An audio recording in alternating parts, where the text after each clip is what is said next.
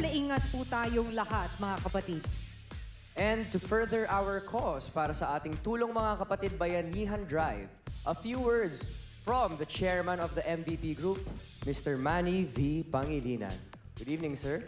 Hi, sir. Good evening. Good evening, Ryle.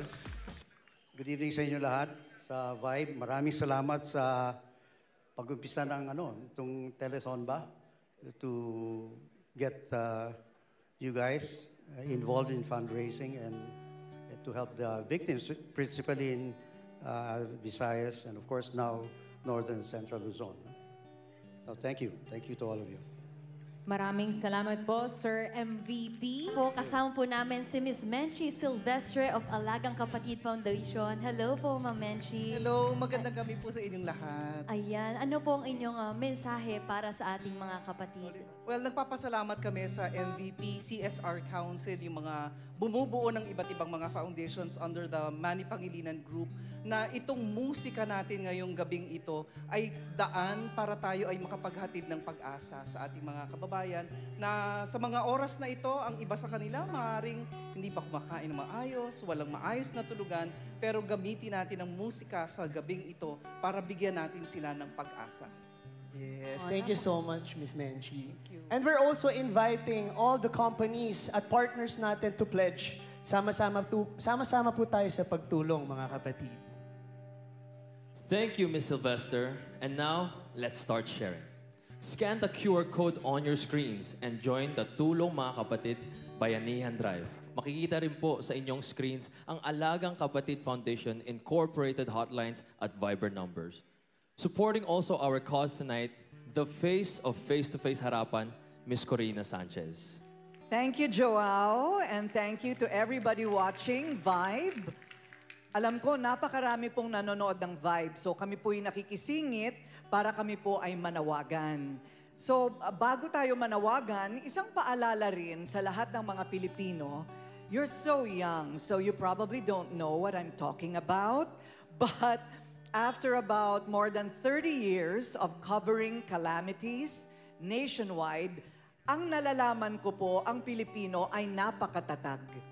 We have survived some of the worst catastrophes imaginable, and I have no doubt na pagkatapos ng pagsubok na ito, ating malalagpasan na naman ito with the help of everyone watching today, at lalo na doon sa mga apektado. Hindi ko lang alam kung may kuryente pa sila ngayon at nakakapanood pa sila ngayon.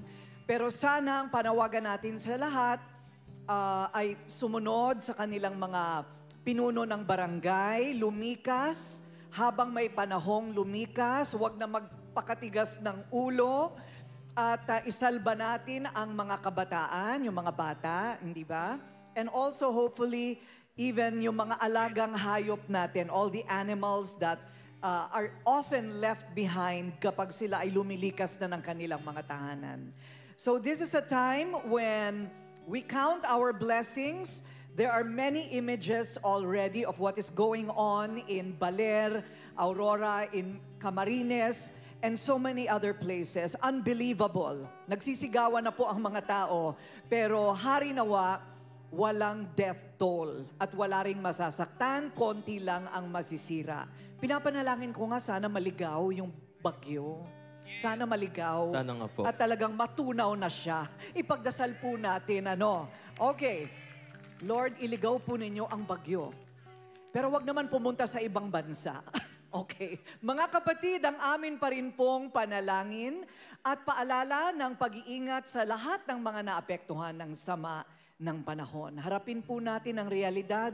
Sama-sama po nating harapin ang pagsubok na ito. Kasabay ng mga relief efforts ng iba't ibang mga lokal na pamahalaan at ahensya, tuloy-tuloy pa rin ang pag-agapay ng Alagang Kapatid Foundation. Kaya naman, sa lahat ng nais magpaabot ng kani-kanilang mga tulong, maaari po kayong magpadala ng inyo pong mga donasyon. I-scan lamang ang QR code na naka-flash ngayon sa inyong mga screens. Pwede rin po kayong magpadala sa mga bank account ng Alagang Kapatid Foundation. Thank you, Joao. Maraming salamat po, Ms. Corina.